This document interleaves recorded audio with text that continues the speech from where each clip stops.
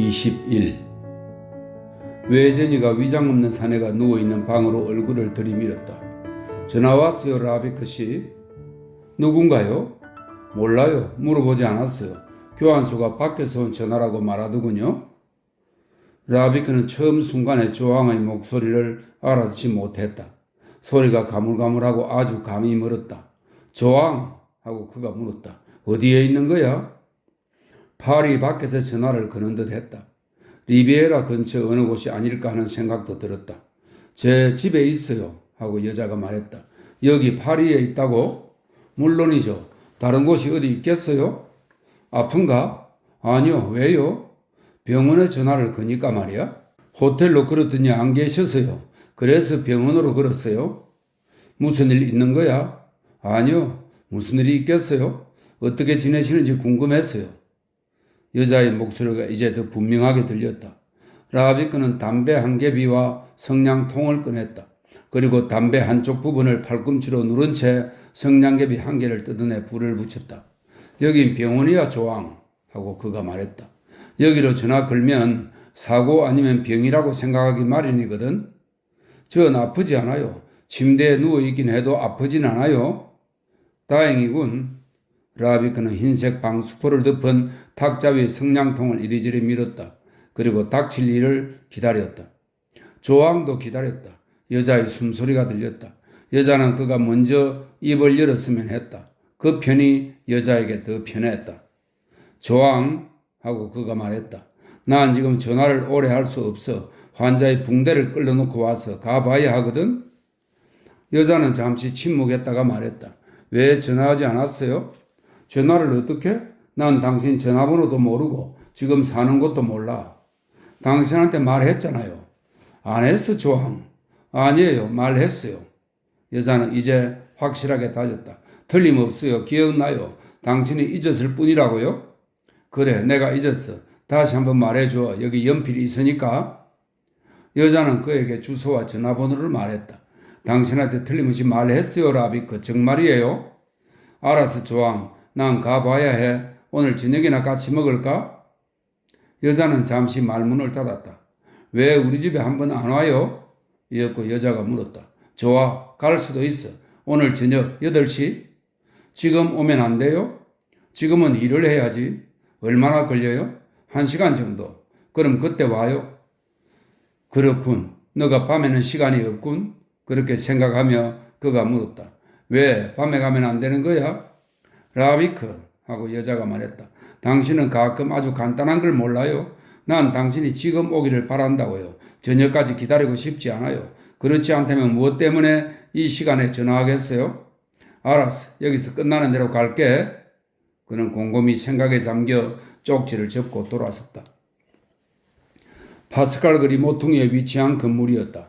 조항은 맨 위층에 살았다. 여자가 문을 열었다. 들어와요. 하고 여자가 말했다. 오셔서 기뻐요. 얼른 들어와요. 여자는 남자 것처럼 재단한 간결하고 검은 가운을 걸치고 있었다. 라비크가 좋아하는 이 여자의 특징들 중 하나였다. 여자는 부드러운 망사나 비단으로 지은 옷은 결코 입지 않았다. 여자의 얼굴은 보통 때보다 더 창백했고 좀 흥분해 있었다. 자, 이리 오세요. 하고 여자가 말했다. 당신을 내내 기다렸어요. 내가 어떻게 사는지 좀 보세요. 여자가 앞장을 섰다. 라비크는 미소를 띄었다. 여자는 능숙했다. 모든 질문을 사전에 차단했던 것이다. 그는 아름답고 쭉 뻗은 어깨를 쳐다보았다. 햇빛이 여자의 머리카락을 비추었다. 그 순간 여자는 숨막힐 정도로 아름다웠다. 여자는 그를 커다란 방으로 데려갔다. 대낮의 햇살이 가득한 스튜디오였다. 높고 넓은 창으로 라파엘로 거리와 푸르동 거리 사이의 공원이 내려다 보였다. 오른쪽으로는 포르트 드라뮤에트까지 바라볼 수 있었다. 그 너머로 숲 일부가 황금빛과 초록빛으로 반짝거렸다. 방은 어중간하게 현대적인 감각으로 장식되어 있었다. 너무 시퍼런 덮개를 씌운 기다란 소파, 실제보단 편해 보이는 안락의자 몇 개, 너무 낮은 탁자, 고무나무 한 그루, 미제 전축, 그리고 구석엔 조항의 트렁크들 중 한 개가 놓여 있었다. 눈에 거슬릴만한 것은 없었다. 그러나 라비크 마음엔 그다지 들지 않았다. 아주 마음에 들든가 아니면 아주 혐오스럽든가 둘 중 하나지. 어중간한 것은 그의 관심을 끌지 못했다. 그리고 고무나무는 참기 어려운 물건이었다. 그는 조항이 자기를 살핀다는 것을 느꼈다. 여자는 그가 어떻게 생각할지 확신할 수 없었다. 하지만 일단 위험을 무릅쓸 필요는 있다고 확신했던 것이다. 멋져 하고 라비크가 입을 열었다. 널찍하고 좋아. 그는 전축 뚜껑을 열었다. 레코드판을 자동으로 바꾸는 장치를 갖춘 트렁크식 고급 전축이었다. 옆 테이블에는 레코드판들이 한 무더기 있었다. 조항은 몇 장을 집어 전축에 올려놓았다. 어떻게 하는지 아세요? 그건 알고 있었지만 몰라 라고 대답했다. 여자는 단추 하나를 돌렸다.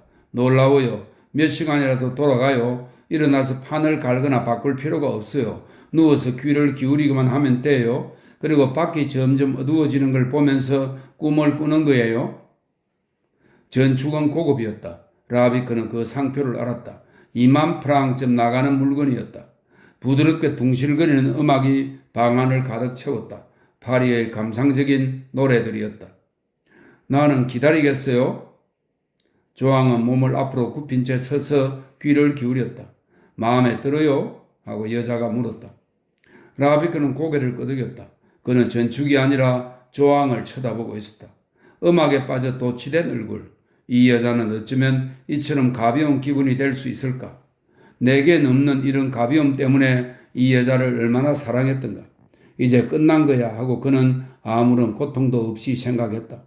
이탈리아를 떠나 안개 자욱한 북구의 나라로 돌아가는 사람 같은 기분이었다. 여자는 몸을 일으키고 미소를 지었다.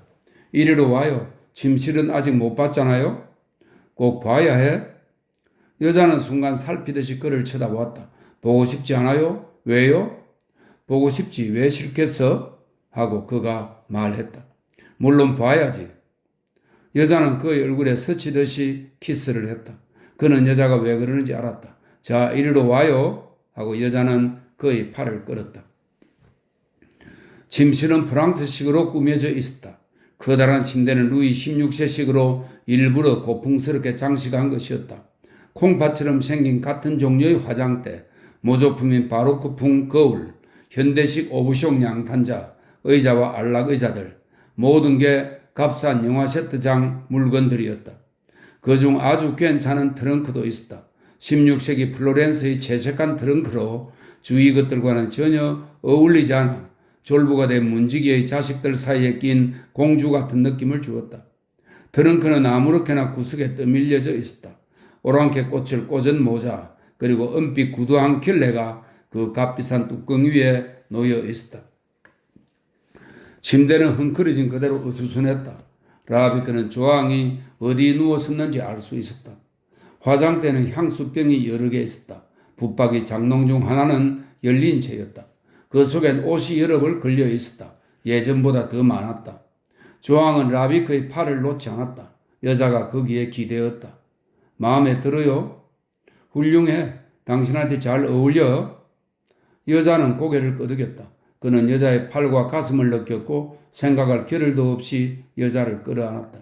여자는 순순히 자신을 내맡겼다. 여자의 두 어깨가 그의 두 어깨와 맞닿았다. 여자의 얼굴은 이제 편안했다. 처음에 보였던 흥분의 기미는 가라앉았다. 여자는 확신하는 게 분명했다. 라비크가 보기에 억눌려 있던 만족감 이상의 것이었다. 아니, 그의 눈에 띄지 않는 아련한 승리의 그림자였다. 이런 천한 꼴을 받아들이는 그들이 참 웃기는 존재라는 생각이 들었다. 나는 여기서 말하자면 이류 제비족이 된 거야. 순진함을 가장한 뻔뻔스러움으로 계집의 애인이 계집에게 꾸며준 방까지 보다니. 게다가 여자는 그런 짓을 하면서도 사모트라케의 니케인 양 굴지 않는가. 당신한텐 이런 게 없어져 유감이에요? 하고 여자가 말했다. 지인 말이에요. 집에 있으면 기분이 완전히 달라져요. 우울한 호텔 방에서 지날 때와는 달라요. 당신 말이 옳아. 이렇게 모든 걸 보게 해줘서 고마워. 난 그만 가볼게, 조항. 간다고요? 벌써? 이제 마구 왔잖아요. 그런 여자의 두 손을 잡았다. 난 가겠어, 조항. 영원히. 당신은 다른 사람과 살잖아. 난 내가 사랑하는 여자를 다른 남자들과 나누어 가질 수는 없어. 여자는 두 손을 뿌리쳤다. 뭐라고요? 무슨 말이죠? 저는 누가 당신한테 그런 말을 했죠? 그따위 말을?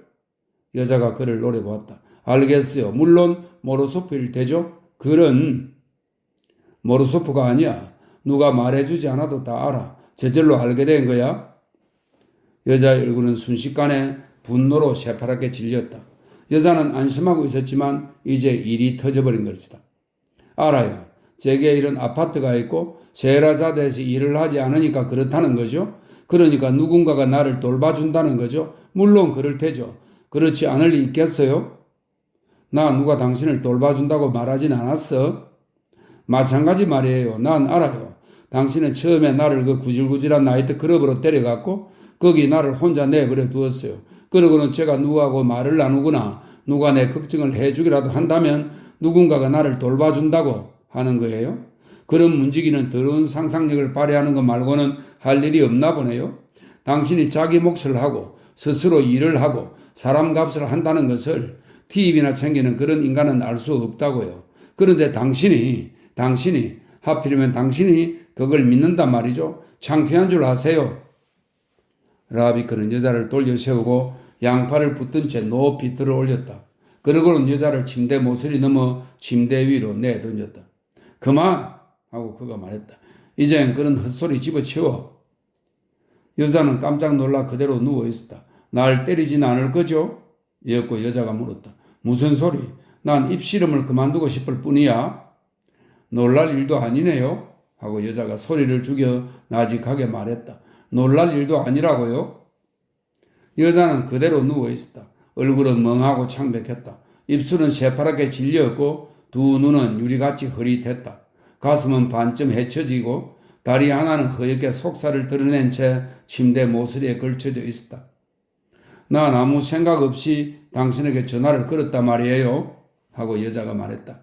함께 지낼 걸 생각하고 너무 기뻤다고요. 그런데 이렇게 되다니. 여자는 경멸조로 되풀이했다. 난 당신이 다른 사람과는 다르다고 생각했어요. 라비크는 침실 입구에 서 있었다. 모조 가구로 꾸민 방과 침대에 쓰러진 조항을 쳐다보았다. 그 모든 게 정말 잘 어울린다는 생각이 들었다. 화가 치밀어 올랐다. 아무 말도 말았어야 했다. 그냥 갔어야 했다. 그렇게 해서 모든 걸 끝냈어야 했다. 그러나 그렇게 했다면 여자가 다시 자기를 찾아올 것이고 그렇게 되면 결국 마찬가지였다. 당신이 하고 여자가 되풀이했다. 설마 당신이 그럴 줄은 몰랐어요. 당신은 다를 거라고 생각했어요? 그는 대답하지 않았다. 모든 게 너무 천박해 참기 어려웠다. 갑자기 자신을 이해할 수 없었다. 여자가 다시 오지 않는다면 자기는 결코 잠들 수 없을 거라고 사흘씩이나 그렇게 생각했다니 이 모든 게 도대체 나와 무슨 상관이란 말인가? 담배를 꺼내 불을 붙였다. 입이 바싹 말라 있었다. 전축은 여전히 돌아가고 있었다. 처음에 걸었던 나는 기다리겠어요 라는 음악이 계속 들려왔다. 그는 옆방으로 가서 그것을 꺼버렸다.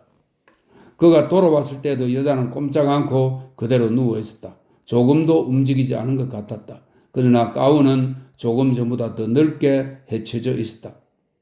조항 하고 그가 말했다. 그런 이야기는 안 할수록 더 좋아. 내가 시작한 건 아니에요. 여자의 머리에 향수병이라도 던져버린다면 속이 후련할 것 같았다. 알아 하고 그가 말했다. 내가 시작했어. 그러니 이제 내가 끝내야지. 그는 몸을 돌려 나가려 했다. 하지만 스튜디오 출입문에 이르기도 전에 여자가 그의 앞을 가로막았다. 여자는 쾅하고 문을 닫아버리고 그 앞에 서서 두 손과 두 팔로 나무 문을 짓눌렀다. 이게 다예요 하고 여자가 말했다. 이제 끝낸다고요.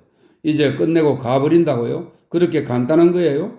하지만 난 아직도 할 말이 있어요. 당신이 원해서 클로셰도르에서 나를 만났잖아요. 내가 누구하고 같이 있는지도 보았어요. 그리고 그날 밤 내가 당신에게 갔을 때도 당신은 아무렇지 않았어요. 당신은 나와 함께 잤고 다음날 아침까지도 아무렇지 않았어요. 그때도 당신은 만족하지 못해 다시 나하고 잤어요. 난 당신을 사랑했고 당신은 정말 멋졌어요. 당신은 아무것도 알려고 하지 않았어요. 그래서 난 전에 없이 당신이 좋았어요. 당신은 그런 사람이고 또 변할 사람도 아니라고 생각했어요. 당신이 잠들었을 때 난 울었고 입을 맞추었고 행복했어요. 그리고 집에 와서도 당신을 그리워했어요. 그런데 이제 와서 나를 탓하다니요. 나하고 자고 싶었을 땐 관대하게 손을 저어 용서하고 잊어버렸던 것을 이제 끄집어내어 내 탓이라 비난하고 그 일을 들추어 내 얼굴 앞에 들이미는군요. 당신은 모욕당한 미덕의 수호자 같은 꼴로 서 있어요. 질투하는 남편처럼 야단 법석을 뜨는군요. 도대체 나한테서 뭘 원하는 거죠? 당신에게 무슨 권리가 있다는 거죠? 아무 권리도 없어 하고 라비크가 말했다. 좋아요. 그 정도라도 하시니 다행이네요. 그런데 왜 오늘은 내 얼굴에 그걸 들이미는 거죠? 그날 밤 내가 당신한테 갔을 때는 왜 그러지 않았어요? 물론 그때는 조왕 하고 라비크가 말했다. 여자는 입을 닫았다. 여자는 가쁘게 숨을 몰아쉬며 그를 노려보았다. 조왕 하고 그가 다시 말했다.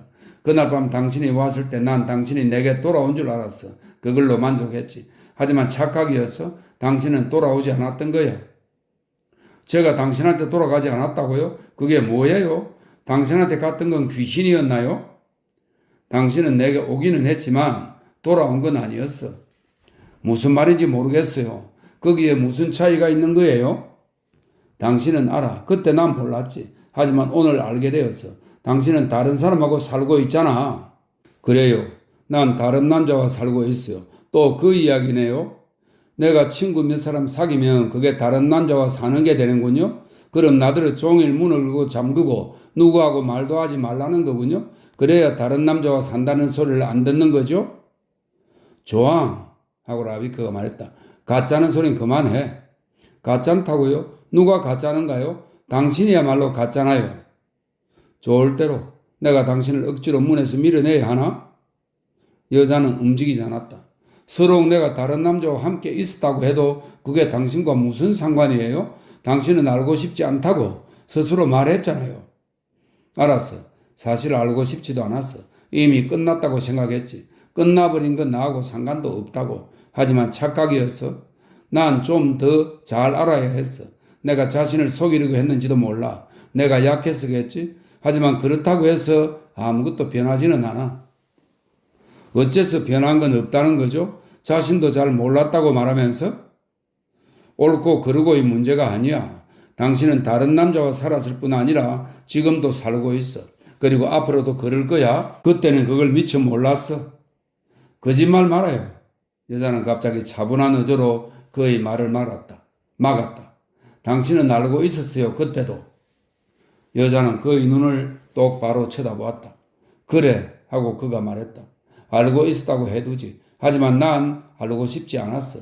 알았지만 믿고 싶지 않았다고. 당신은 그런 기분을 이해하지 못할 거야. 여자한테는 그런 일이 일어나지 않으니까. 그리고 그것과 이건 또 다른 문제야.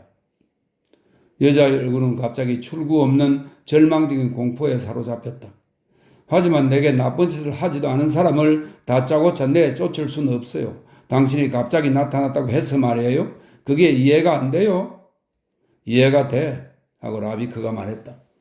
여자는 구석으로 몰려 뛰어오르는 참에 갑자기 땅이 꺼져버린 고양이같이 그 자리에 멍하니 서 있었다. 이해가 된다고요? 하고 여자가 놀라며 대물었다. 눈에서 긴장한 빛이 사라졌다. 여자는 어깨를 축 늘어뜨렸다. 이해한다면서 왜 날 괴롭히는 거죠? 여자는 지친 목소리로 말했다. 문에서 비켜. 그는 겉보기보다는 편하지 못한 안락 의자에 가서 앉았다. 조항은 머뭇거렸다. 자 하고 그가 말했다. 도망가지 않을게. 여자는 천천히 그에게로 와 기다란 소파에 털썩 주저앉았다. 여자는 기진맥진해 있었다. 그러나 라비크는 여자가 지치지 않았다는 것을 알았다. 마실 것 좀 주세요 하고 여자가 말했다. 그는 여자가 시간을 벌려고 그런다고 생각했다. 하지만 아무래도 상관없었다. 병이 어디 있어? 저기 찬장에요. 라비크는 나지막한 찬장을 열었다. 찬장 안에는 병들이 줄을 지어 있었다. 대개는 흰색의 크렘드 멘테였다. 그는 불쾌한 시선으로 쳐다보며 그것들을 옆으로 밀어놓았다. 한쪽 구석에 반병쯤 남은 마르텔과 칼바도스 한 병이 있었다. 칼바도스 병은 마개를 따지 않은 그대로였다. 그는 그것을 그대로 두고 코냑 병을 집어들었다. 페프민트 술을 마실 거야? 하고 그가 어깨너머로 물었다. 아니에요. 하고 여자가 기다란 소파에서 대꾸했다. 그래, 그럼 곤약으로 하지. 칼바도스도 있어요. 하고 여자가 말했다. 칼바도스를 따세요. 곤약이면 충분할 텐데 칼바도스를 따세요. 다음 기회에 곤약은 싫어요. 칼바도스를 마시고 싶어요. 제발 마개를 따요. 라베크는 다시 찬장안을 들여다보았다. 오른쪽에는 다른 남자를 위한 흰색 페프민트 브랜드, 왼쪽에는 그를 위한 칼바도스. 모든 걸 의젓한 주부처럼 차려놓았군. 감동을 먹고도 남겠어. 그는 칼바도스 병을 집어들고 마개를 땄다. 아무르면 어떤가? 어리석은 이별의 장면을 좋아하던 술로 감상적으로 물들이는 거지. 멋진 상징이야. 그는 잔을 2개 집어서 탁자 쪽으로 돌아갔다. 조항은 그가 칼바도스를 따르는 동안 그를 뚫어지게 쳐다보았다. 창밖 오는 황금빛으로 물들어 있었다. 한층 더 선명하고 하늘은 더 밝아졌다. 라비크는 시계를 보았다. 3시가 조금 지났다. 초침을 보았다. 시계가 멈추었다고 생각했던 것이다. 그러나 초침은 둥그런 원을 이루는 점들 위로 황금빛 작은 새 주둥이처럼 째깍거리며 지나갔다. 꿈이 아닌 현실이었다. 여기 와서 이제 반시간쯤 지난 것이다. 그랜드 멘테라니 대단한 취미군 하고 그는 생각했다. 조항은 기다란 푸른색 소파에 쪼그리고 앉아 있었다. 라비크 하고 여자가 부드럽게 지치긴 했어도 조심스럽게 불렀다. 당신이 이해한다고 한 건 속임수예요. 아니면 정말이에요? 덜익이 아니라 정말로 그런 거야. 이해한다고요? 물론 그럴 거라고 생각했어요. 여자가 미소를 지었다. 그럴 줄 알았다고요, 라비크. 그 정도를 이해하는 건 별것도 아니야. 여자가 고개를 끄덕였다. 시간이 필요해요. 지금 당장 그 사람한테 말할 수는 없어요. 그 사람은 아무 잘못도 없어요. 당신이 다시 돌아올 거라고는 생각지도 못했거든요. 지금 당장 그 사람한테 말할 수는 없어요. 라비크는 칼바도스를 쭉 들이켰다. 자세하게 말할 필요가 뭐 있겠어? 당신은 알아야 해요. 이해해 줘야 해요. 난 시간이 필요해요. 그 사람이 무슨 일을 저지를지 난 몰라요. 그 사람은 날 사랑해요. 나를 필요로 해요. 그 사람은 아무 잘못도 없어요. 물론 그 사람 잘못은 아니야. 시간이 문제라면 얼마든지 걸려도 좋아, 조항. 아니에요. 얼마 걸리진 않을 거예요. 지금 당장은 아니지만요. 여자는 소파 쿠션에 몸을 기댔다. 그리고 이 아파트는 라비크. 당신 추측과는 달라요. 난 지금 돈을 벌어요. 전보다도 많이요. 그 사람이 도와주었거든요. 그 사람은 배우예요. 난 영화에서 작은 역을 맡고 있어요. 그 사람이 주선해준 덕분으로 그럴 거라고 생각했어. 여자는 귀를 기울여 듣지 않았다. 난 소질은 별로 없어요. 하고 여자가 말했다. 자신을 속이고 싶진 않아요. 하지만 나이트클럽에서는 빠져나오고 싶었어요. 거기서는 아무 희망도 없다고요. 여기선 가능성이 있어요. 소질은 없지만요. 난 독립하고 싶어요. 당신은 이런 것 같지 않다고 생각하겠지만 아니야. 하고 라비크가 말했다. 일리가 있어. 여자가 그를 쳐다보았다. 당신은 그 때문에 파리로 왔던 거잖아. 그때? 라고 그가 물었다. 그랬어요. 저렇게 앉아 나지막하게 하소연하는 순진무구한 여인 하고 그는 생각했다. 생활에 쪼들리고 나의 핍박을 받으면서도 여자는 차분하다. 애초의 폭풍우는 가라앉았다. 저 여자는 나를 용서할 것이다. 내가 금방 가버리지만 않는다면. 지난 몇 달 동안의 일을 상세하게 털어놓을 것이다. 강철 난초 같은 여자. 나는 깨끗이 결별하려고 여자를 찾아왔는데 이제 꼼짝달싹도 못하고 너가 옳다고 인정하지 않을 수 없게 되었다. 좋아, 조항 하고 그가 말했다. 이제 그만큼 됐으니까 앞으로 꼭 성공할 거야. 여자가 몸을 숙였다. 그렇게 생각해요? 틀림없어. 정말이에요, 라빅? 그는 일어섰다. 3분만 더 지나면 영화에 대한 전문적인 이야기를 듣게 될 거다. 이런 여자와 토론을 벌이나는 건 말도 안 돼 하고 그는 생각했다. 질게 너무도 뻔하다. 이런 여자의 손아귀 위에서 논리 같은 건 밀랍처럼 녹고 만다. 결국엔 행동으로 끝낼 수밖에. 그런 의미로 말한 건 아니야 하고 그가 말했다. 그런 건 당신의 전문가에게 물어보시지. 벌써 가시려고요? 하고 여자가 물었다. 가야 해. 왜 좀 더 있지 않으세요? 병원에 가야 해. 여자는 그의 손을 잡고 그를 유심히 쳐다보았다. 병원 일을 끝내놓고 온다고 하셨잖아요. 이제 다시는 안 올 거라고 말해버릴까 하고 그는 생각했다. 하지만 오늘은 이걸로 충분하다. 여자를 위해서도 나를 위해서도 이 정도면 됐다. 말을 하려고 해도 이 여자는 가로막기만 한다. 하지만 말할 날은 저절로 올 것이다. 여기 있어요, 라비크 하고 여자가 말했다. 그럴 수 없어. 여자는 일어서서 그에게 바싹 몸을 기댔다. 이런 짓까지 하다니 하고 그는 생각했다. 캐캐 묵은 수법, 값하고 효과도 없는 수작, 별 수작을 다 하는군. 하지만 고양이들어 풀을 뜯어먹으라고 누가 요구할 수 있겠는가? 그는 발걸음을 옮겼다. 가야 해. 병원에 죽어가는 사람이 있어. 의사한테는 언제나 좋은 핑계가 있군요. 여자는 천천히 말하며 그를 빤히 쳐다봤다. 여자들처럼 말이야, 조항. 우리는 죽음을 조종하고 당신들은 사랑을 조종하지. 거기에 세상 모든 이유와 모든 권리가 있어. 여자는 대꾸하지 않았다. 그리고 우리에겐 튼튼한 위장이 있어. 하고 라비크가 말했다. 우리에겐 그게 필요해. 그게 없으면 우리는 아무것도 못해. 우리는 다른 사람이 기절을 해야 그때부터 기운을 내기 시작하는 거야. 안녕, 조항. 다시 올 거죠, 라비크? 너무 심각하게 생각하지 마. 여유를 가져. 저절로 알게 될 테니. 그는 서둘러 문 쪽으로 갔고 뒤를 돌아보지 않았다. 여자는 따라오지 않았다. 그러나 그는 여자가 자기를 바라보고 있다는 걸 알았다. 이상하게 마비된 듯한 느낌이었다. 마치 물속이라도 걷는 기분이었다.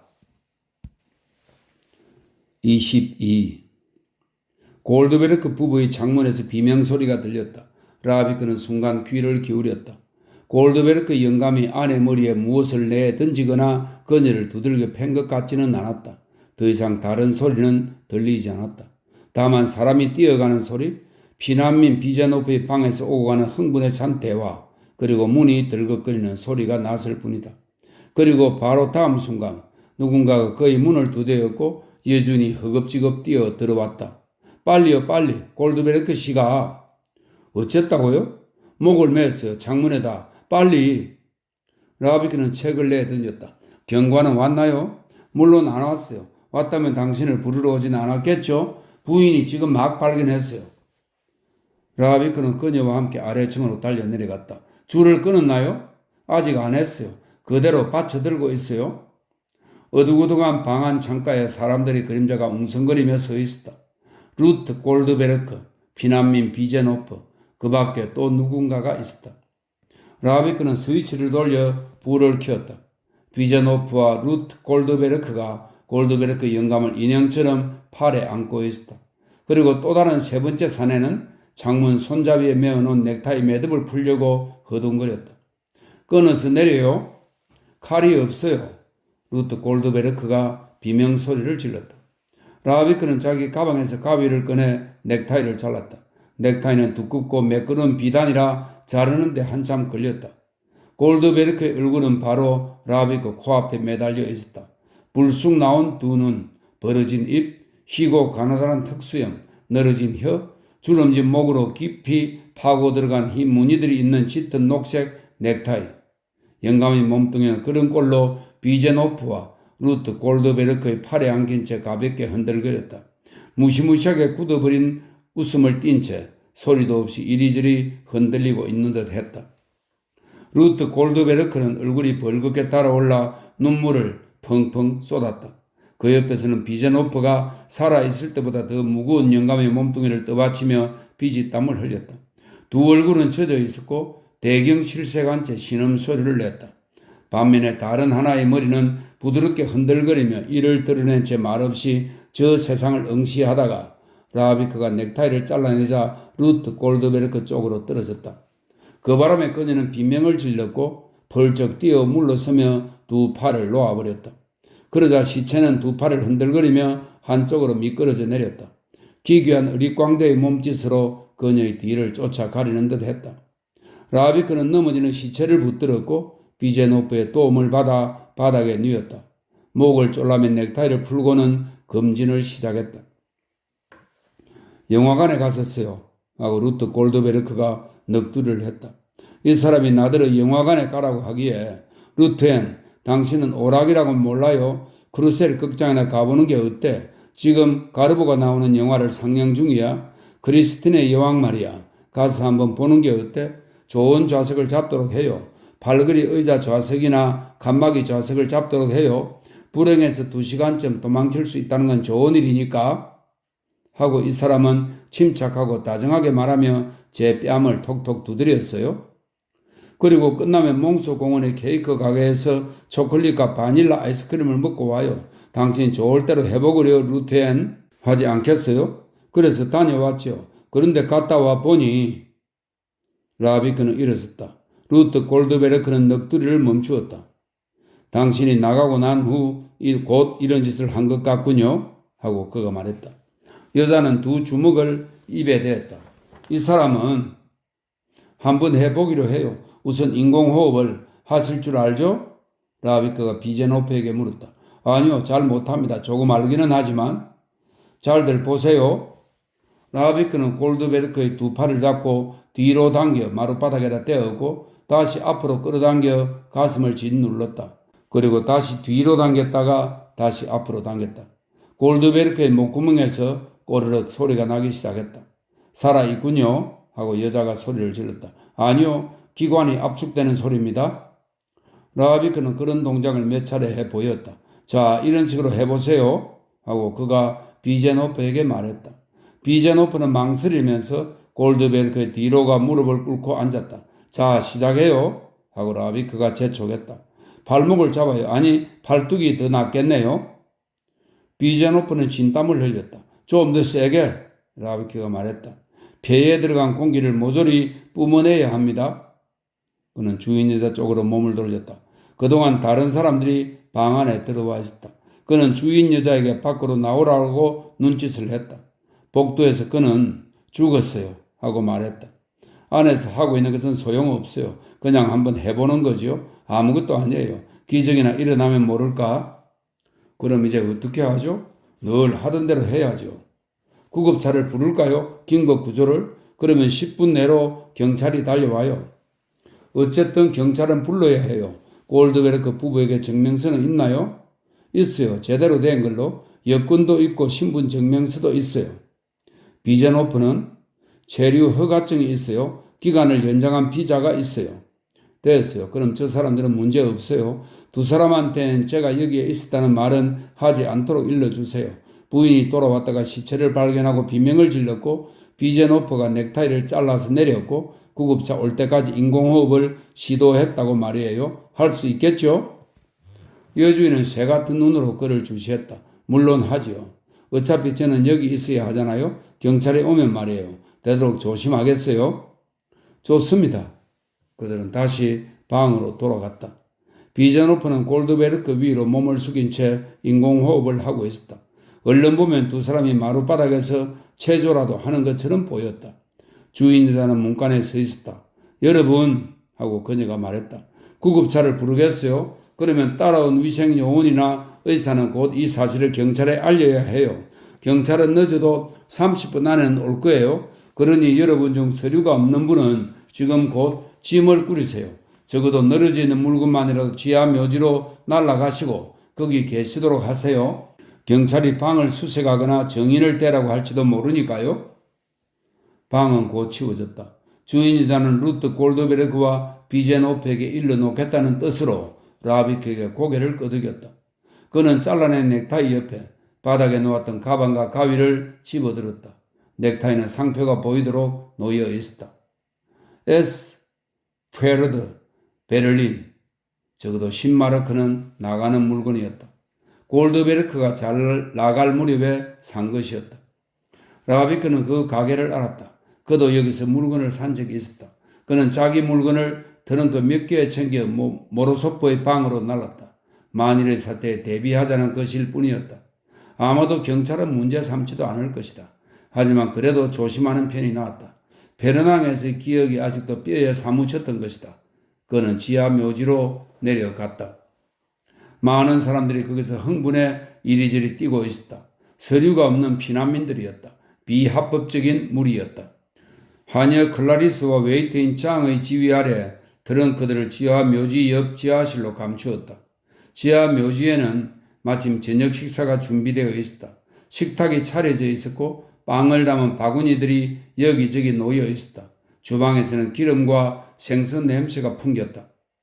시간은 충분해요 하고 장이 초조해하는 피난민들에게 말했다. 경찰은 그렇게 빨리 오지 않아요. 피난민들은 요행수를 믿지 않았다. 행운에 익숙하지 않았던 것이다. 그들은 간단한 소지품을 들고서 허둥지둥 지하실로 밀려들었다. 스페인에서 온 알바레스도 있었다. 주인 여자가 경찰이 온다는 걸 호텔 전체에 알렸던 것이다. 알바레스는 라비크 쪽으로 마치 잘못되었다는 투의 미소를 지었다. 라비크는 그가 왜 그러는지 알 수 없었다. 바싹 마른 친구가 침착하게 다가왔다. 언어학자이자 철학 박사인 에른스트 자이덴바움이었다. 기동훈련이군요 하고 그가 라비크에게 말을 걸었다. 총연습이군요. 선생은 지하 묘지에 계실 겁니까? 아닙니다. 지난 6년간 베테랑이었던 자이덴바움은 어깨를 으쓱했다. 나는 그대로 있을 겁니다. 도망치고 싶지 않아요. 사건에 대한 증거 수집 이상의 일은 없을 겁니다. 죽어버린 독일 유대인 늙은이에게 누가 흥미를 갖겠어요? 그 사람한테는 흥미가 없겠지요. 하지만 살아있는 비합법적 피난민한테는 다르지요. 자이덴바움은 코그리 안경을 고쳤었다. 난 아무래도 상관없어요. 지난번 일제단속 때 제가 어떻게 한 줄 아십니까? 그때는 경사가 이 지하 묘지까지 내려왔었지요. 2년도 더 된 이야기입니다만 난 웨이트에 흰 옷을 입고 서비스를 했어요. 경관에게 브랜디를 가져다 주었다고요? 그거 괜찮은 아이디어네요. 자이덴바움이 고개를 끄덕였다. 도망치는데도 신물이 날 때가 옵니다. 그는 저녁 식사로 뭐가 나왔는지 알아보려고 어슬렁어슬렁 주방으로 갔다. 라비크는 지하 묘지 뒷문으로 빠져나와 마당을 가로질러 갔다. 고양이 한 마리가 그의 발을 뛰어넘어갔다. 다른 사람들은 그를 앞질러 갔다. 그들은 길에 나서자 사방으로 흩어졌다. 알바레스는 좀 쩔룩거렸다. 수술을 받으면 나을 거라고. 라비크는 멍한 가운데서 그렇게 생각했다. 그는 플라스 드 테른에 앉아 있었다. 갑자기 조항이 오늘 밤에 올지도 모른다는 느낌이 들었다. 왜 그런 생각이 들었는지는 몰랐다. 다만 갑자기 그런 생각이 들었다. 그는 저녁 식사값을 치르고 천천히 호텔로 돌아갔다. 따뜻한 날씨였다. 좁다란 길에는 시간제 대실 호텔의 간판들이 초저녁 어둠 속에서 붉게 빛났다. 창문의 커튼 사이로 불빛이 새어나왔다. 서는 몇 사람이 매춘부들을 따라갔다. 그들은 모두 젊었고 포도주와 여름 때문에 후끈 달아올라 떠들어대더니 호텔 중 하나로 들어섰다. 어디선가 하모니카 소리가 들려왔다. 한 가지 생각이 마치 조명탄처럼 라비크의 마음속으로 치솟아올라 활짝 펼쳐지고 두둥실 떠다니며 어둠으로부터 마술 같은 광경을 만들었다. 호텔에서 자기를 기다리는 모든 걸 다 내던지고 자기에게 돌아왔느라고 말하려는 조항의 모습이었다. 그를 압도하고 기쁨으로 넘치게 하는. 그는 멈추었었다. 내가 왜 이러는 걸까? 무엇 때문에 내가 여기 서 있는 걸까? 왜 내 손은 목덜미나 머릿결을 쓰다듬듯 공기를 느끼는 것일까? 너무 늦었다. 아무것도 돌이킬 순 없다. 아무도 되돌아오지 않는다. 한번 지나간 시간이 결코 다시 돌아오지 않는 것과 마찬가지다. 그는 호텔로 돌아왔다. 마당을 가로질러 뒷문을 통해 지하 묘지로 갔다. 문간에서 보니 많은 사람들이 모여 있었다. 자이덴바움도 보였다. 웨이트가 아닌 손님으로 앉아 있었다. 위험은 지나간 모양이었다. 그는 안으로 들어갔다. 모로소프는 자기 방에 있었다. 막 나가려던 참이었네 하고 그가 말했다. 자네 트렁크를 보고 또 스위스로 튀었다고 생각했어. 별 문제 없나? 그래, 경찰은 다시 안 올 거야. 시체도 벌써 혐의가 풀려서 명백한 사건이니까 위층에 뉘어두었어. 지금쯤은 관에 안치되었을걸? 잘 됐군. 그럼 나도 다시 내 방으로 돌아갈 수 있겠네? 모로소프가 큰 소리로 웃었다. 그 자이덴바움이란 친구 말이야? 하고 그가 말했다. 그 친구는 계속해서 현장에 남아 있었어. 코골이 안경을 걸치고 서류인지 무언지 같은 가방을 들고서 말이야. 변호사와 보험회사 대리인 행세를 하면서 경관과 날카롭게 각을 세우던 걸. 골드베르크 영감의 여권을 내주지도 않았어. 회사에서 꼭 필요한 거고 경찰은 신분 증명서밖에 가져갈 권리가 없다고 주장했지. 그리고 그게 먹혀들었어. 그 친구 자신은 무슨 증명서라도 가지고 있는 걸까? 종이 쪼가리 하나도 없지. 대단한 걸 하고 모로스프가 단언했다. 그 여권은 금덩어리나 마찬가지야. 유효기간이 아직 1년이나 남았거든. 누군가는 그걸로 살아갈 수 있어. 파리에선 어려울지도 몰라. 자이덴바운처럼 대단한 친구가 아니라면 말이야. 사진을 바꾸는 건 식은 죽먹기야.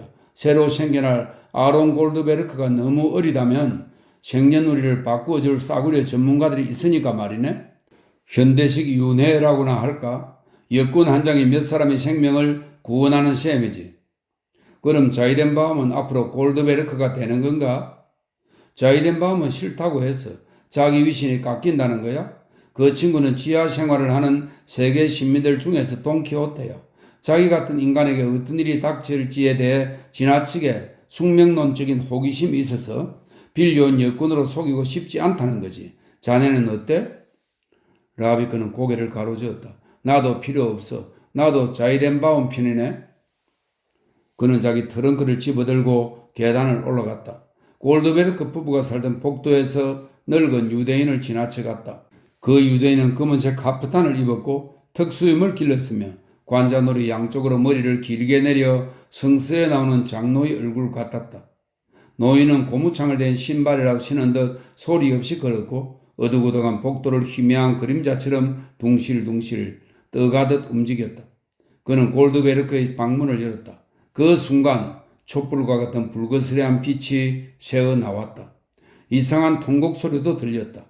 반쯤 억눌린 듯 반쯤 미친 듯 그의 멜랑콜리하고 단조로운 통곡 소리였다. 대신 울어주는 여자들의 곡소리구나 하고 그는 생각했다. 그런 게 아직도 남아있었던가? 그렇지 않으면 루트 골드베르크의 곡소리였던가? 그는 자기 방 문을 열었다. 조항이 창가에 앉아있는 것이 보였다. 여자가 벌떡 일어났다. 당신이군요. 무슨 일이에요? 왜 트렁크를 들고 있어요? 또 떠나야 해요? 라비크는 트렁크를 침대 옆에 놓았다. 아무 일도 아니야. 약간 조심했을 뿐이야. 죽은 사람이 있어서. 경찰이 와야 했거든. 이제 다 끝났어. 전화를 했더랬어요. 누군가 전화를 받고 당신이 이제 여기 안 계신다고 하잖아요. 주인 여자였을 테지. 언제나처럼 조심하면서 시치미를 뗀 거야. 허겁지겁 달려와 보니 방은 열려있고 텅 비었잖아요. 당신 물건도 없고요. 나는 생각했어요, 라비크. 여자의 목소리가 떨렸다. 라비크는 애써 미소를 지었다. 보다시피 난 믿을 수 없는 인간이야. 그렇게 의지할 만한 인간이 못 된다고. 문 두드리는 소리가 났다. 모로소프가 병 몇 개를 손에 들고 들어왔다. 라비크, 자네가 탄약을 까먹다니?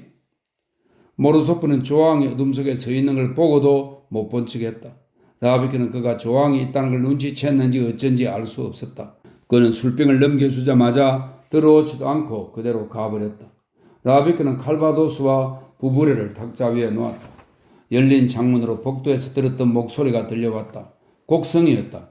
점점 커졌다가 다시 점점 작아졌으며 다시 커졌다. 골드베르크의 방문도 따뜻한 밤 공기에 열려 있을 것이다. 이런 따스한 밤에 마호가니 가구가 들어찬 방에서 늙은 아론의 굳어버린 시체는 이제 서서히 썩어 들어가기 시작했을 것이다. 라비크? 하고 조항이 말했다. 슬퍼요. 왜 그런지 몰라요. 하루 종일 그랬어요. 여기 있게 해주세요. 그는 금방 대답하지 않았다. 기습당한 느낌이었다. 이렇게 나올 줄은 몰랐다. 아닌 밤중에 홍두깨였다. 얼마 동안? 내일까지요. 길지는 않군. 여자가 침대에 걸터 앉았다. 우린 그걸 절대로 잊을 수는 없나요? 절대로 못 잊어, 조항. 바라는 건 없어요. 당신 옆에서 자고 싶을 뿐이에요. 아니면 소파에서라도 자게 해주세요. 안 돼. 난 또 나가봐야 해, 병원으로. 괜찮아요. 기다릴게요. 지금까지도 자주 그랬잖아요. 그는 대답하지 않았다. 자신이 이렇게 차분하다는 사실이 놀라웠다. 그가 돌아오는 길에 느꼈던 온기와 흥분은 자취도 없이 사라졌다. 당신도 병원에 꼭 가실 필요는 없잖아요. 하고 조항이 말했다. 그는 잠시 말문을 닫았다. 이 여자와 함께 자면 나는 지는 거야. 돈이 없으면서 엄에 쌓이는 것과 같다. 여자는 자꾸 찾아올 테지. 그리고 자기가 획득한 것에 대한 권리를 주장할 거야. 그때마다 여자는 아무것도 양보하지 않고 오히려 무언가를 요구하겠지. 그리고 마침내 나를 완전히 자기 수중에 넣고 말 거야. 그러고 나서는 권태에 사로잡혀 나를 떠날 테지. 자신의 무기력함과 좌절된 욕망의 희생양이 되어 연약해지고 타락해버린 나를 말이다. 여자가 의도적으로 그러는 건 아니다. 여자는 그런 것에 대해 조금도 모른다. 하지만 결과는 그렇게 되고 말 거다. 생각해보면 간단한 일이다. 하룻밤을 같이 지낸다고 해서 무언가가 금방 달라지지는 않는다. 하지만 매번 그럴 때마다 저항력의 한 부분을 잃게 되고 인생에 있어서 절대로 썩어서는 안 될 부분을 잃어버리고 마는 것이다. 가톨릭 교리 문답서는 기묘하고도 조심스러운 공포심을 품고서 이것을 성령에 대한 죄라고 불렀고 또한 전체 교리와 모순을 일으키면서까지 그 죄는 이 세상에서도 저 세상에서도 용서받지 못한다고 음침하게 덧붙였던 것이다. 그건 맞는 말이야? 하고 라비크가 말했다. 내가 병원에 꼭 갈 필요는 없어. 하지만 난 당신이 여기 있는 게 싫어. 여자가 발끈한 반응을 보일 거라고 예상했다. 그러나 여자는 차분하게 말했다. 어째서 안 되는 거예요? 설명해 줘야 하나? 설명할 수가 있을까? 당신은 이제 여기에 어울리지 않아. 난 여기 사람이에요. 아니야. 어째서요? 그는 침묵했다. 얼마나 대단한 여잔가. 간단한 질문으로 그를 궁지로 몰았던 것이다. 당신은 알아. 하고 그가 말했다. 그런 어리석은 질문은 그만두어. 당신은 이제 내가 필요 없어요? 그래. 그렇게 대답하고 그는 자신도 모르게 덧붙였다. 이런 식으로는 싫다고. 골드베르크의 방에서 나는 단조로운 울음소리가 창문으로 흘러 들어왔다. 곡성이었다. 파리 뒷골목에서 들려오는 레바논 양치기들의 애도였다. 라비크 하고 조앙이 말했다. 당신은 저를 도와야 해요. 당신을 혼자 내버려 두는 게 당신을 가장 잘 돕는 거야. 그리고 당신도 나를 내버려 두라고. 여자는 귀를 기울이지 않았다. 당신은 저를 도와야 해요. 제가 당신을 속였는지도 몰라요. 하지만 앞으로는 안 그럴게요. 그래요. 제겐 다른 남자가 있어요. 하지만 그 사람의 경우는 당신과는 달라요. 만일 같다면 제가 이곳에 오지도 않았을 거예요. 라비크는 주머니에서 담배를 꺼냈다. 바싹 마른 종이의 느낌이었다. 바로 이거다. 이제 알겠어. 배어도 고통을 주지 않는 차가운 메스 같은 거야. 확실한 것은 결코 고통스럽지 않은 법이다. 이전과 이후에만 고통이 있을 뿐이다. 절대로 같지 않지 하고 그가 말했다. 그러면서도 언제나 같아. 이 무슨 가짜는 소리를 찌끄리고 있는 건가 하고 그는 생각했다. 신문에서나 보는 궤변이다. 진실이란 입 밖으로 내면 이렇게 초라해지는 거다. 조항이 일었으며 말했다. 라비크, 한 사람만을 사랑할 수 있다는 건 거짓이라는 걸 당신도 알잖아요. 물론 그런 사람도 있어요. 그런 사람들은 행복해요. 하지만 뒤죽박죽 엉망이 되어버린 사람들도 있어요. 당신도 그건 알겠죠? 그는 담배에 불을 붙였다. 안 쳐다보아도 여자가 어떤 모습일지 짐작이 갔다. 창백하고 두 눈은 어둡고 말없이 집중하고 애원하던 연약한 모습이지만 결코 이길 수 없는 그런 얼굴. 그날로 그녀의 아파트에서도 그런 얼굴이었다. 수태를 고지하는 천사, 믿음과 옹골찬 확신으로 가득하여 사람을 구원하겠노라고 내세우지만 실은 자신한테서 벗어나지 못하도록 그 사람을 서서히 십자가에 못 박는 그런 천사와도 같았다. 알아. 하지만 그건 핑계일 뿐이야. 핑계가 아니에요. 그렇게 하면서 행복할 수는 없어요. 어쩌다가 그런 상태에 빠져버려 헤어날 수 없는 거예요. 무섭고 실타래처럼 뒤엉킨 운명이에요. 발작이라고요. 어떻게든 헤쳐나가야 해요. 달아날 수 없다고요. 끝까지 따라오는 걸 어떻게 해요? 쫓아와서 나를 붙드는 걸요? 원하지 않지만 그게 저보다 더 억세요. 왜 그렇게 따지고 들어? 그게 더 억세라면 그걸 따르면 되는 거야. 그렇게 하고 있어요. 어쩔 도리가 없다는 걸 알아요. 하지만 여자의 목소리가 변했다. 라비크, 난 당신을 잃고 싶지 않아요. 라비크는 입을 다물었다. 담배를 빨았지만 느낌이 없었다. 나를 잃고 싶지 않다고? 하지만 다른 남자도 안 놓치고 싶은 거지. 문제는 바로 그거야. 너가 그럴 수 있다는 게 문제라고. 그래서 난 너에게서 도망가야 해. 그 남자 하나의 문제가 아니야. 그놈이야 금방 잊힐 테지. 넌 그래놓고 이런저런 변명을 할 테지. 그러나 넌 스스로 자기 덜미를 잡아놓고선 벗어나지 못해. 그게 문제라고. 넌 다시 거기서 벗어나겠지. 하지만 그런 일은 또 일어나게 마련이야. 거듭해서 되풀이 되는 거라고. 그 모든 게 너의 마음속에 이미 도사리고 있으니까 말이야. 예전 같으면 나도 그럴 수 있을 거야. 하지만 이제 그럴 수는 없어. 그래서 난 너에게서 도망쳐야 해. 이젠 그렇게 할 수 있어. 다음번에는 당신은 그게 무슨 특별한 경우인 걸로 알지만 하고 그가 말했다. 이 세상에서 흔해 빠진 일이야. 남편과 애인 문제지? 그렇지 않아요. 천만에 여러 형태가 있을 수 있고 당신도 그 중 하나야. 그런 말씀을 하시다니 여자는 벌떡 일어났다. 당신은 그런 것과는 전혀 달라요. 이전에도 그렇지 않았고 앞으로도 결코 그렇지 않아요. 다른 사람은 훨씬 더. 여자는 말을 중단했다. 아니에요. 그렇지 않아요. 설명을 못하겠어요? 안정과 모험의 관계라고는 할까? 그 편이 듣기에 낫군. 하지만 같은 이야기야. 하나를 그대로 가지고 싶고 다른 하나도 안 놓치고 싶은 거지. 여자가 머리를 가로저었다.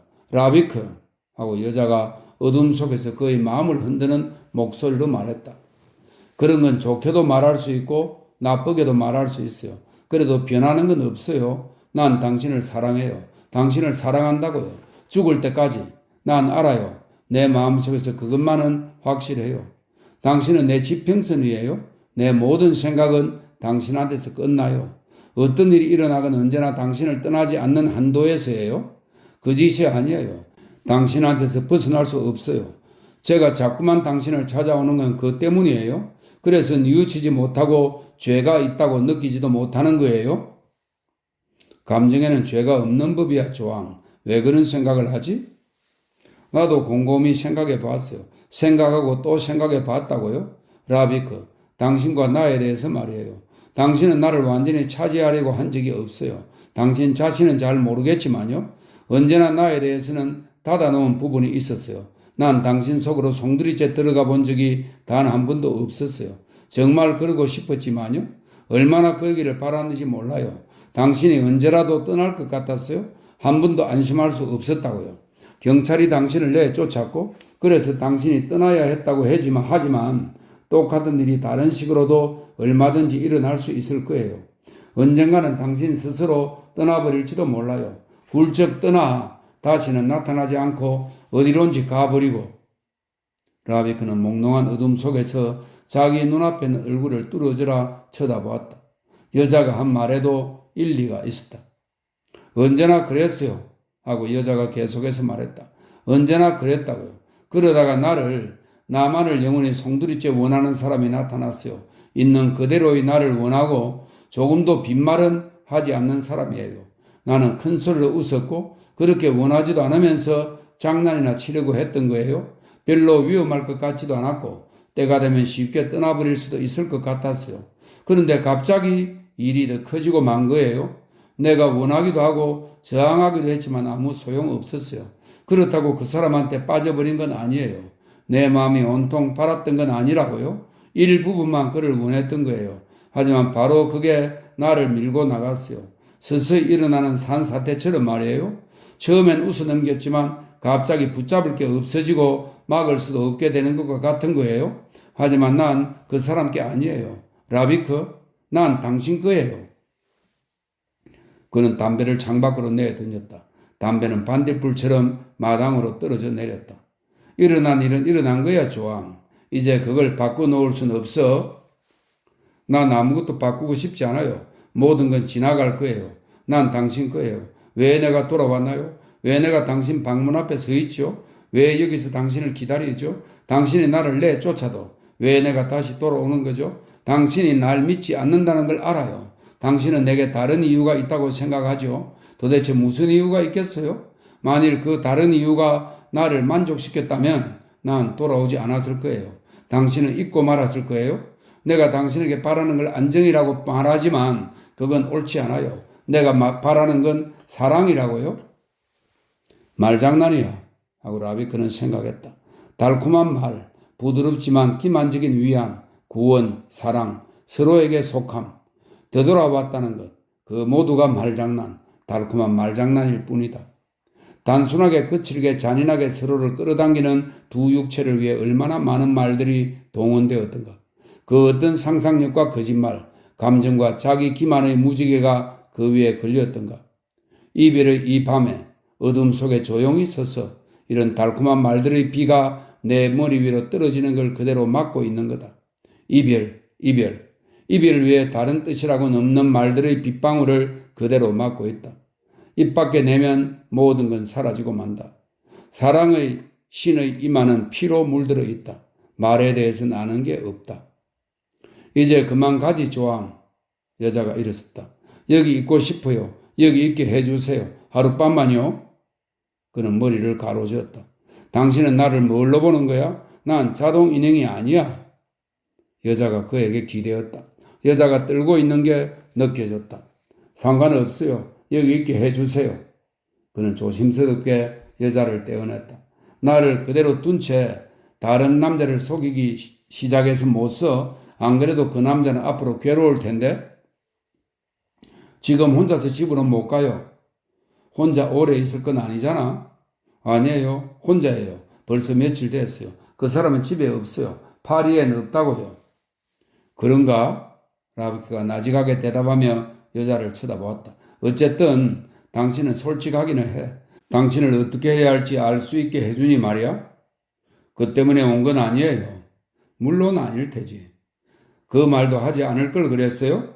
오라. 라비크, 혼자서 집으로 가긴 싫어요. 그럼 내가 바래다 줄게. 여자는 천천히 한 걸음 뒤로 물러섰다. 당신은 이제 날 사랑하지 않는군요. 여자는 나직하게 거의 위협하듯이 말했다. 그 말을 듣고 싶어서 온 거야? 네, 그것도 있어요. 그뿐만은 아니지만, 하지만 그것도 포함되어 있어요. 그거 참 조항 하고 라비크가 조바심을 내며 말했다. 그렇다면 당신은 방금 가장 솔직한 사랑의 고백을 들은 셈이야? 여자는 대꾸하지 않고 그를 쳐다보았다. 그렇게 생각하는 거야. 당신은 누구하고 살건 개의치 않고 당신을 어떻게든 여기 붙잡아 둘 거라고 생각하는 거야? 여자는 천천히 미소를 지었다. 미소라기보다는 누군가가 여자 마음에 불을 붙이기라도 한 듯 내면에서부터 비춰오는 불빛이었다. 그 불빛은 천천히 올라와 여자의 두 눈에까지 도달했던 것이다. 고마워요, 라빅. 그리고 잠시 후 조심스럽게 여전히 그를 응시하며 말했다. 나를 버리지 않으실 거죠? 그건 왜 묻는 거야? 날 기다려 줄 거죠? 나를 버리지 않을 거죠? 그럴 위험은 별로 없을 것 같은데? 당신과 지내온 경험으로 미루어 본다면 말이야? 고마워요. 의자는 어느새 달라져 있었다. 빨리도 마음이 풀리는군 하고 그는 생각했다. 하지만 그러면 안 될 이유라도 있단 말인가? 여기서 자지 않고도 자기가 원했던 걸 이루었다고 믿는 것이다. 여자가 그에게 키스를 했다. 그러실 줄 알았어요, 라비크. 당신은 그럴 수밖에 없어요. 그럼 갈래요? 바래다 주지 않아도 돼요. 이젠 혼자 갈 수 있어요. 여자는 문간에서 멈추어 섰다. 다시 오지는 마 하고 그가 말했다. 아무 걱정도 하지 말라고. 당신은 절대로 침몰 안 해. 물론이죠. 잘 가요, 라빅. 잘 가, 조항. 그는 벽 쪽으로 가서 불을 켰다. 당신은 그럴 수밖에 없어요. 라는 말을 되새기며 그는 몸서리를 쳤다. 진흙과 황금이 뒤섞인 여자, 거짓과 충격, 기만과 뻔뻔스러운 진실이 뒤죽박죽 섞여 만들어진 여자 아닌가. 그는 창가에 앉았다. 아래층에서는 아직도 나직하고 단조로운 곡성이 들려왔다. 남편을 내내 속이다가 막상 그가 죽으니까 통곡하는 여자. 아마도 그녀의 종교가 그렇게 정해놓았기 때문일 것이다. 라비크는 자기가 좀 더 불행한 기분이 들지 않는 게 이상했다.